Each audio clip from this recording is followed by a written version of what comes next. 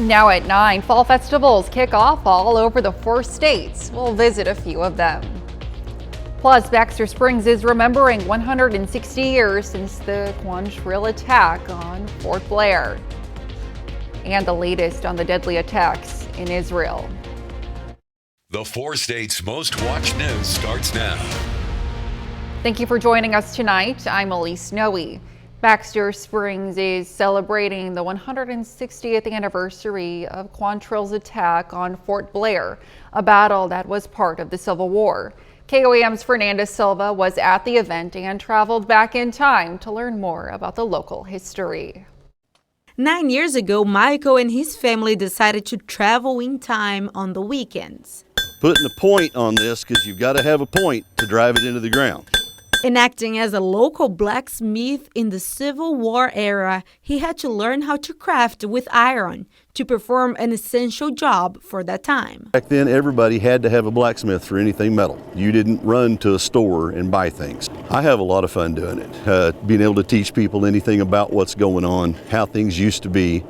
Kids these days don't know that this is the way it was. They think everything comes from a store. Teaching kids is one of the things that motivated Patricia Simpson to join the event. Letting them know why this happened and to prevent maybe it happening again, because if you can keep the history alive, it kind of prevents it in the future.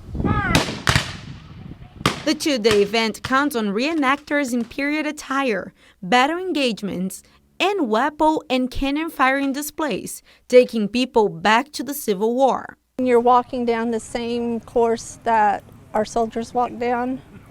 You can feel their emotions. You can feel the anxiety, the pain, the anticipation of what's going to happen. For Patricia, it is a humbling experience. The excitement of seeing the troops, watching the gunfire, hearing the cannons roar. You know, if you try to put yourself back in time, it's a mystical thing. You can wander in, ask them questions about what they're doing, how they do things, how to join up and, become a member. In Baxter Springs, Fernanda Silva, KOAM News. The event happens every 2 years in Baxter Springs. Activities are set to happen until 2:30 p.m. on Sunday at the Baxter Springs Heritage Center and Museum. Meteorologist Sam Lane joins us for a first look at weather. And it's a beautiful look at the weather today with lots of sunshine and cool temperatures, especially this morning. We have another shot of cool air building up towards the north that's going to make its way down towards us as we head into the overnight hours tomorrow. Radars are clear right now across our entire area, and it's going to stay that way as we see temperatures dropping through the 40s tonight all the way down to about 41 degrees, so not quite as chilly tomorrow morning as we had this morning. Heading out to service this morning or tomorrow morning, 45 degrees, and then in the afternoon around 69 degrees at lunchtime heading home. And looking down the lane, we're going to have a sunny Sunday with another chilly morning, and then a dry front comes through Monday morning and a big storm system to talk about later in the week, and I'll tell you about that coming up in weather in just a little bit. All right, thanks, Sam. Communities all around the 4 states spent the day outside enjoying the fall weather. The Barton County Chamber of Commerce today kicked off the White Earp Fall Fest in Lamar, Missouri. It included various food and arts and crafts vendors, as well as some performances from local musicians.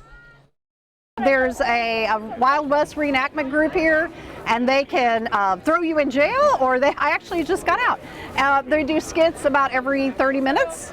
And so, yeah, it's definitely different than most of the fall festivals. The event included a White Earp Park ribbon cutting and dedication. Fall festivities continued in Neosho, Missouri with the Fall Fest on the Square event. It included food trucks, games, prizes, and different arts and crafts activities. The purpose of the event was to get outside and enjoy the weather while supporting downtown businesses. About 140 or so merchandise and craft vendors, 30 or so food vendors, about 25 civic organizations. We have live bands on 2 stages throughout the day. Car show. We just have a whole lot going on in town today. More than 180 vendors were at the event. The community of Girard also celebrated the start of fall today with their fall festival. The event included a 5K fun run, pancake feed, parade, and its annual Rollin' Nostalgia Car Show. Girard High School students also had a fall fundraiser cakewalk to raise funds for their senior trip. Now later, the latest jobs report crushed expectations despite a hazy outlook for the economy. A college student in Arizona is on a committed mission to spread knowledge about the health benefits of a well-known fungi. Fox's Stephanie Bennett has more. It was a packed room with not much room left, all led by this fun guy. Mushrooms are extremely important for the health of our planet, for agriculture, for a lot about our world and our future. The Shroom Society at Arizona State University held its inaugural Functional Shroom Symposium Thursday night, offering students and the public an opportunity to learn more about their potential health benefits. Curtis George started the organization with his friend. To treat PTSD, to treat depression. These are powerful medicines. You look at turkey tail and they might be an anti-cancer medicine, something that can really change the lives of people. In attendance, former Arizona Cardinal and ASU quarterback Jake Plummer, who's now co-founder of the Umbo Functional Mushroom Company. Close to 30 years ago, I was on this campus as a freshman, so it's been fun to be back on campus. And then to see a student with some initiative and kind of a vision for what's happening in our world, that we can use mushrooms to do a lot of healing, not only personally, but for the earth. And so I had to lend my support because it's a sun devil. The event also showcased the diverse career paths within mycology, from business ventures to groundbreaking research opportunities. It was also a chance to learn how elite athletes use functional mushrooms for their sports performance and recovery benefits. So for me, and I think with athletes, the first thing is trying to alleviate some of the pain in your body. I believe with mushrooms, it's not just the only answer, but it opens you up with functional mushrooms to get your body back in balance, to get your systems working. The Food and Drug Administration announcing a proposal to start regulating medical lab tests to ensure patients aren't getting inaccurate results. Laboratory medical testing is a multi-billion-dollar industry, and the regulations will focus on high-tech labs at academic medical centers and diagnostic companies. These institutions test for a variety of diseases like cancer, heart conditions, sexually transmitted diseases, and Lyme disease. The FDA has been pushing for increased scrutiny of lab testing because it fears patients who receive incorrect test results may seek improper treatments for their conditions. Tuberculosis cases are on the rise in New York City, and it's causing public health experts and physicians nationally to sound the alarm. TB cases began to fall precipitously in the early 90s. Now, post-pandemic, they are back up. In 2022, New York City saw 536 people with TB. Officials say 2023's numbers are expected to outpace 2022. Experts believe the uptick is due to many factors, including the closure of TB centers, making diagnosis and treatments that much harder. Meteorologist Sam Lane is next with a complete look at the forecast. And later, spooky season is here, and the cost of Halloween expenses could be causing a real fright.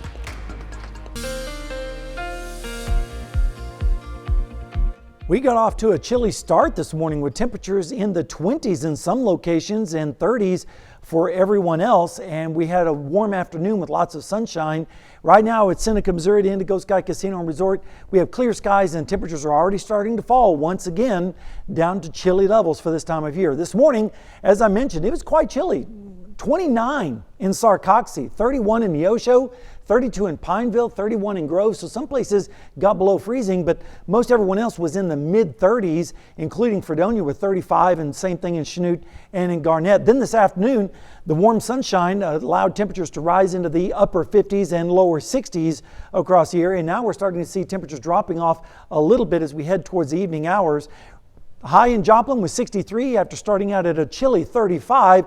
Wasn't close to the record though. That was set back in 1952 at 26 degrees, so it can be quite chilly this time of year. And of course, we're way behind on the rainfall yet again. Rain is not to be found anywhere on the radar tonight. nor expected to be over the next 36 hours at least. Temperatures right now are in the 50s and upper 40s already in Lamar with 49, 47 in Anderson, one of the cool spots, and cooler still over in Cassville where it's currently down to 46 degrees. Rain chances, like I said, are going to be pretty close to zero for the next 36 hours.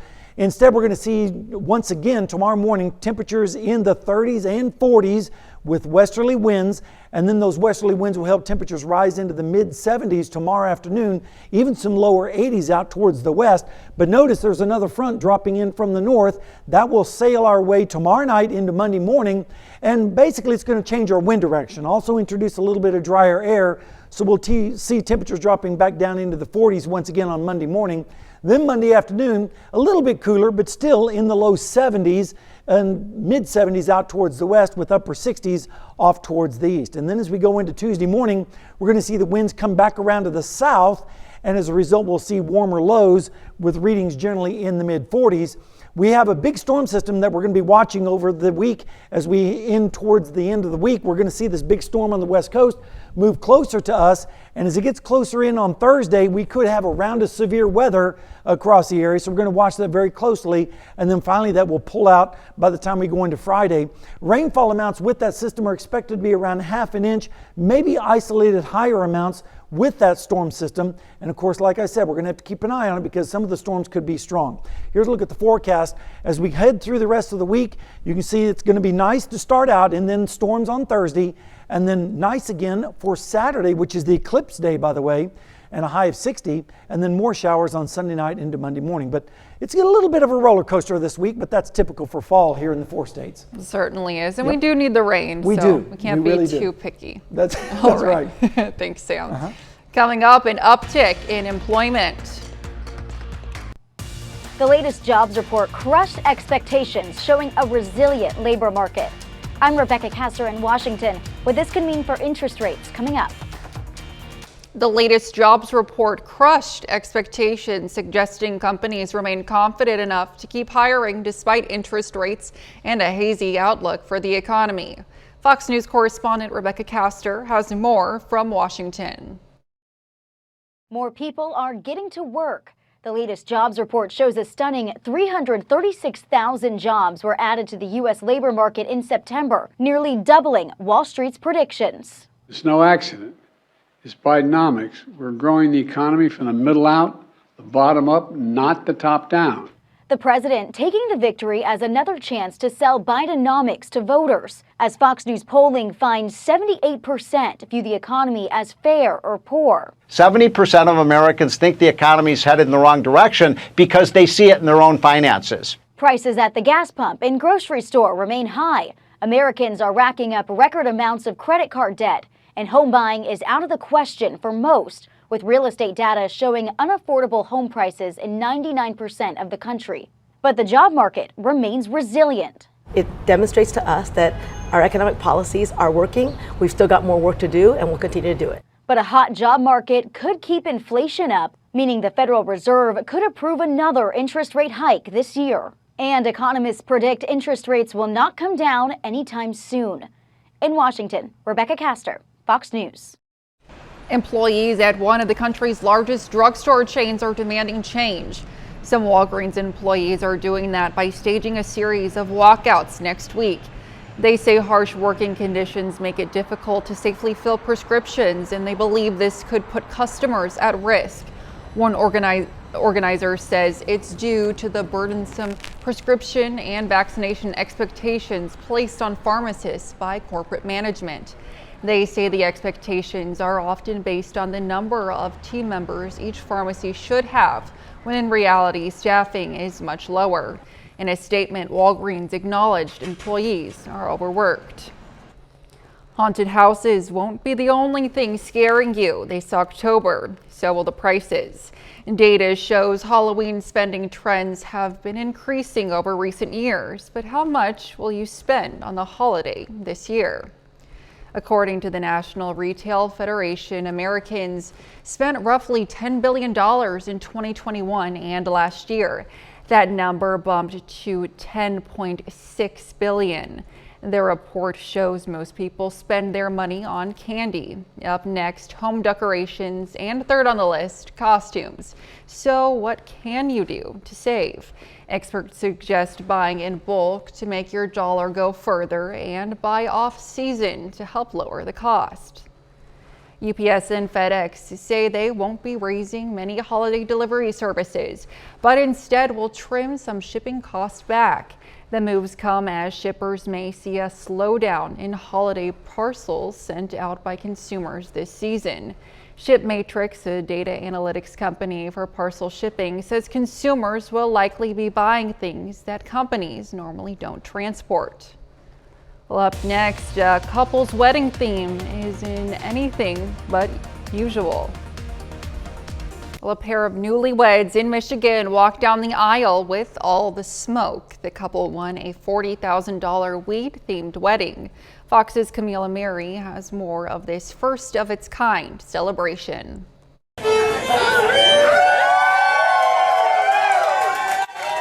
A little after 4:20 p.m. on a rainy Thursday, Niall and Danielle tied the knot. It was great to see everybody come together and have all the family come together to experience this with us. It's very emotional. Yeah, I'm trying not to cry right now. But this isn't your typical wedding. This is a cannabis wedding. I thought, you know what? Weddings have alcohol. Not a problem. People are getting drunk, drinking a lot of alcohol at weddings, and nobody has a problem with that. What about a weed wedding? So the Greenhouse of Walled Lake held a contest. The prize, a free cannabis wedding. So out of 15,000 entries, we won. We had to write a story and tell them all about us and how we met and all of that. Friends for more than a decade before they began dating, Niall and Danielle are both cannabis users. We've grown to use cannabis for various reasons and to treat ailments, things of that nature, and all of our friends use it, our family uses it. At the reception, a cannabis-infused wedding cake, the lemonade, it's infused too. And there's not one bud bar, but two. So yeah, it's a great experience. This is a wonderful time, I'd much rather have this instead of, alcohol. This is sativa. I don't know what strain this is. They keep getting handed marijuana, so it's great. And what's a wedding without some wise words from the father of the bride? I want to say that the reason we are here is to celebrate the marriage of my daughter to a man she loves, to a man who loves her. And that is why we are here. And that is the joy that we feel. Cheers to Niall and Danielle. May they have many highs and very few lows. In South Lyon, Camila Mary, Fox 2 News. 30 more minutes of news, weather, and sports coming your way. Still ahead, the Hamas attacks on Israel. We'll bring you the latest, as well as President Biden's remarks. Hundreds are dead after a surprise early morning assault by Hamas today on Israeli towns and settlements. It's the largest escalation in violence in the region in quite some time. The Israeli prime minister now says his country is at war. Fox News correspondent Trey Yingst is on the ground with the latest. Chaos and bloodshed across southern Israel on Saturday, after the Palestinian militant group Hamas launched its largest attack on Israel in years. Hamas firing thousands of rockets into southern Israel, Israel's missile defense system, the Iron Dome, trying to intercept as many of those rockets as possible. Hamas firing unrelenting barrages at different angles and at different times, trying to overwhelm those defensive systems. These attacks were combined with ground forces invading Israeli settlements. Israel confirming that Hamas militants have taken an untold number of soldiers and civilians hostage. Hamas claims to have enough captives to force Israel to release all of the Palestinian prisoners in its jails. The leader of Hamas says they are prepared to expand the fight to Jerusalem and the West Bank. Israel says the attacks are a declaration of war, quickly firing back with airstrikes of its own into Palestinian territory and calling up hundreds of thousands of reserve troops. Our enemy will pay a price the type of which it has never known. We are in a war, and we will win it. President Biden speaking from the White House Saturday, condemning the violence. Israel has the right to defend itself and its people. Full stop. This is not a moment for any party hostile to Israel to exploit these attacks to seek advantage. The world is watching. Israel is raising its posture on a number of fronts, with this fight still in the early stages. Near the Israel-Gaza border, Trey Yingst, Fox News. Former President Donald Trump rallying voters in Waterloo, trying to win their support in the upcoming caucuses. The visit to the critical 2024 state coming the same day as violence escalated between Hamas militants and Israeli forces, leaving hundreds dead on both sides of the conflict. It has to be dealt with very powerfully. This is a time where the United States needs leadership. We don't have leadership. But Israel is at war, and the United States obviously is going to stick with Israel and strongly. The former president criticizing President Biden's speech, responding to Saturday's attack on Israel. The candidate says he is worried about how Biden's public image appears to other global leaders. Meteorologist Sam Lane joins us for another look at the forecast. All right, we've been pretty dry today across the area, and that allowed temperatures to really fall to chilly levels this morning. We do have a little bit of moisture on the water vapor loop starting to drop down from the north, but that next system is probably going to come through dry as well. Right now, radar is all clear, and it's going to stay that way overnight. In fact, temperatures are going to drop through the 40s all the way down to about 41 degrees by tomorrow morning. And if you're heading out to services in the morning, we're looking at a temperature of about 45 degrees at 9 a.m. with mostly fair conditions. And then as you head home from service, around 69 degrees at lunchtime with just a few clouds. Looking down the lane, we have a chilly morning shaping up across the area, but a sunny Sunday. And then a dry front comes through early Monday morning. But a big storm system is on its way, and that will arrive later in the week. And I'll have more details on that coming up in just a little bit. We'll see you soon. An unsettling report out of the Wall Street Journal shedding light on the safety of air travel, revealing that plane parts with fake inspection certificates have been put in jets used by major airlines. Fox News senior correspondent Steve Harrigan has that story. An investigation is underway into a middleman company in Great Britain that sold airline engine parts to a number of major airlines using false certificates of inspection. The airlines affected include American, United, Delta, and Southwest. Those certificates of inspection went from anything from simple nuts and bolts to more complicated turbine blades. It forced grounding of at least 126 planes. When you have fake parts, fraudulent parts on the airplane, on the engine, that poses a severe risk to the process that I have to go through to ensure that we keep passengers safe. So we're good to go because we have trained pilots, experienced pilots, but this is not good news. Not only were the certificates of inspection fake, but also many of the executives inside the firm were also fake. They used basically stock photos taken from the internet and fake names to try and build up the resumes of non-existent employees. The problems were discovered back in June by an airline in Portugal that bought what it thought was a new part for an engine. Instead, the part was aged. That led to an investigation and more problems. Right now, Delta has told Fox News Digital that less than 1% of its planes were affected, that currently none of its planes were flying with uninspected parts, and that it has not affected the company's schedule. In Atlanta, Steve Harrigan, Fox News. Still ahead, feds are cracking down on Galaxy garbage. Better pick up after your own satellites or face a big fine from the feds. I'm Eben Brown in Miami. I'll have that story straight ahead.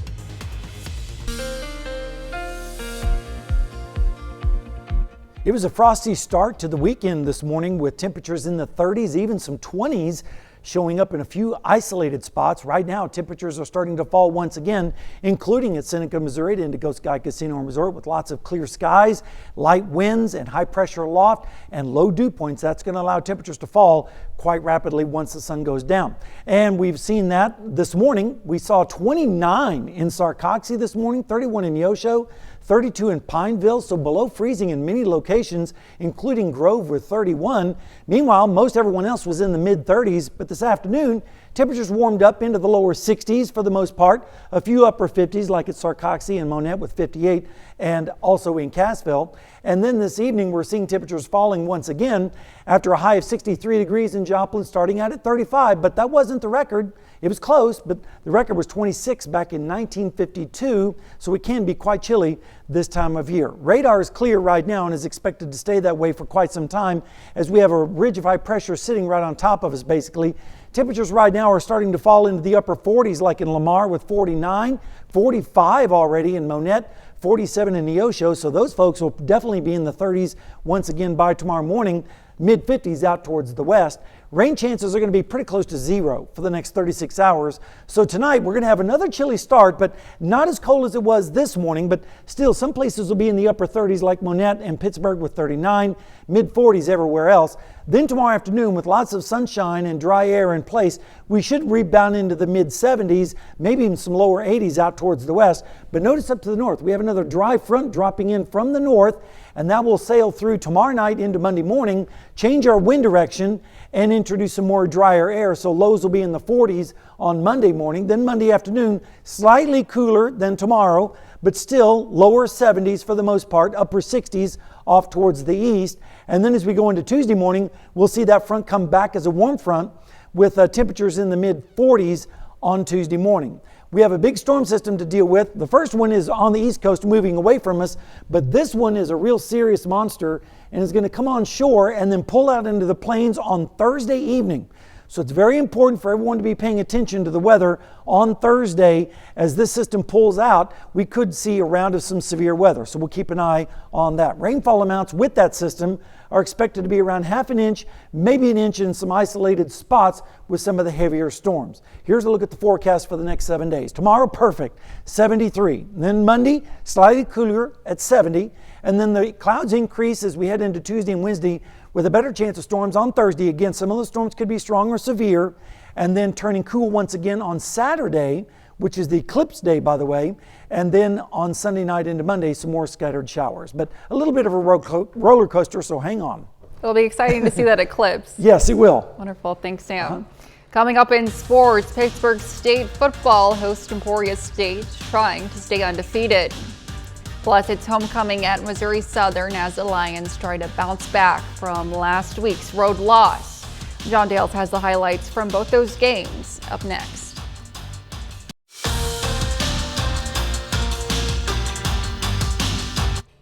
Pittsburgh State football went undefeated in the 2022 regular season. Today marks the midpoint of the 2023 regular season. A win for the 5-0 Gorillas would make them more than halfway to repeating. Their opponent this afternoon, number 20, Emporia State.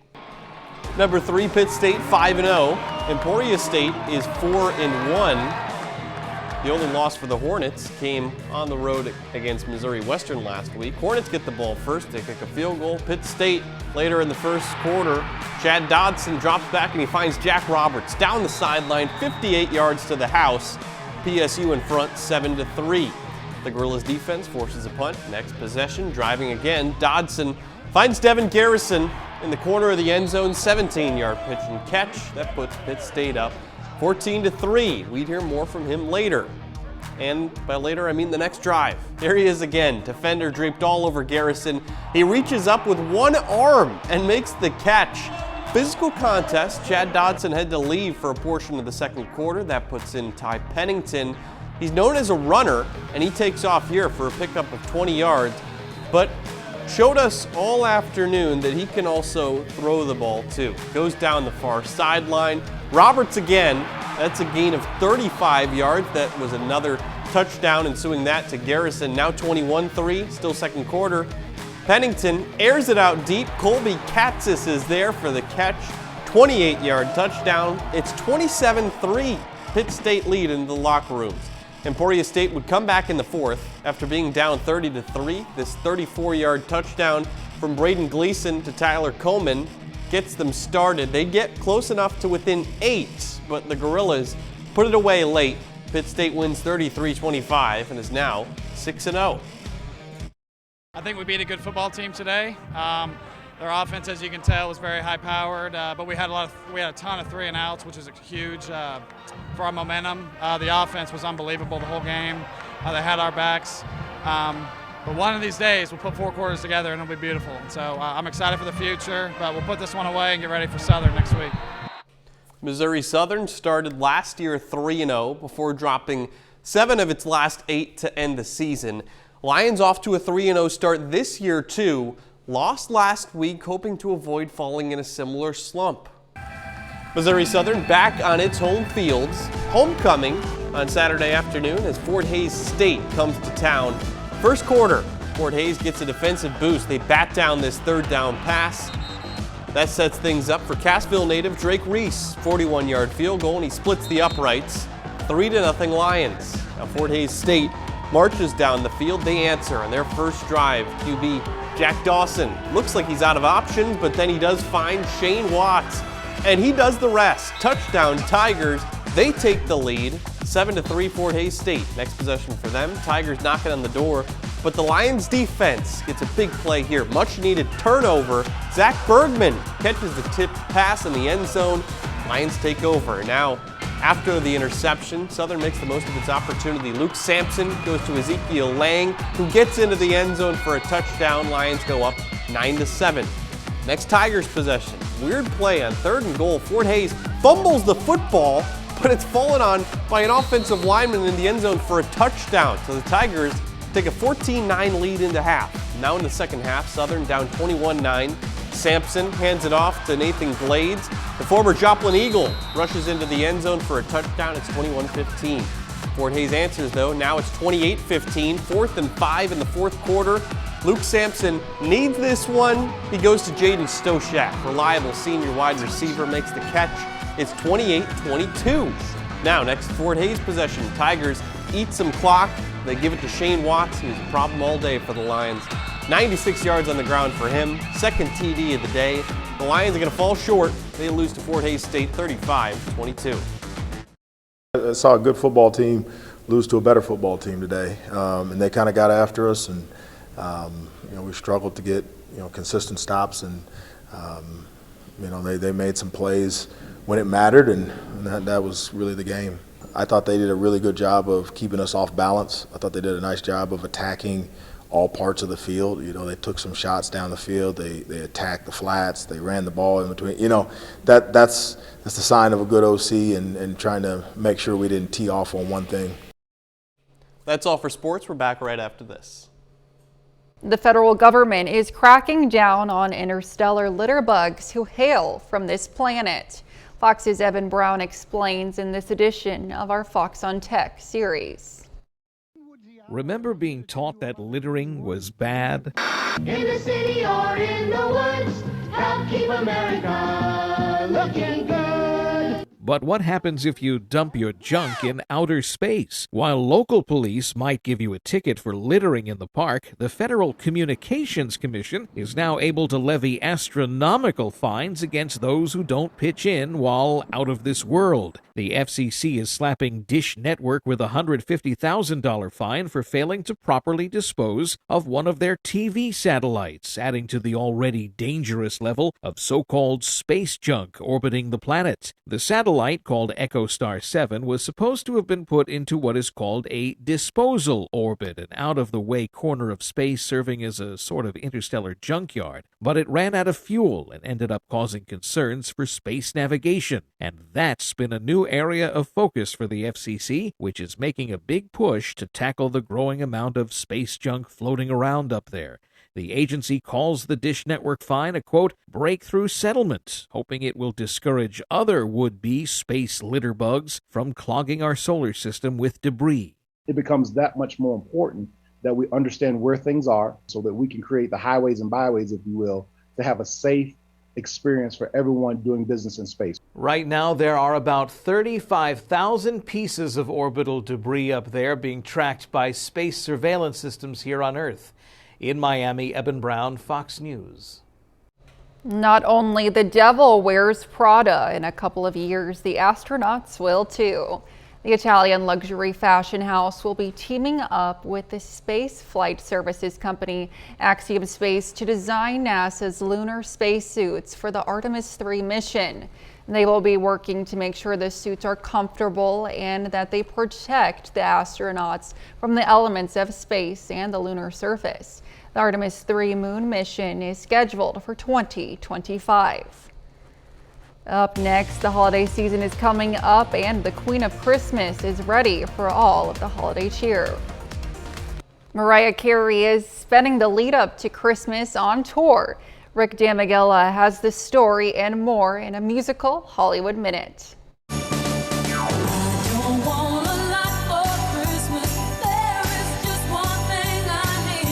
Forget spooky season, Mariah is getting ready for Christmas. Mariah Carey has announced her Merry Christmas One and All tour, kicking off November 15th with 13 dates taking her across the U.S. and Canada.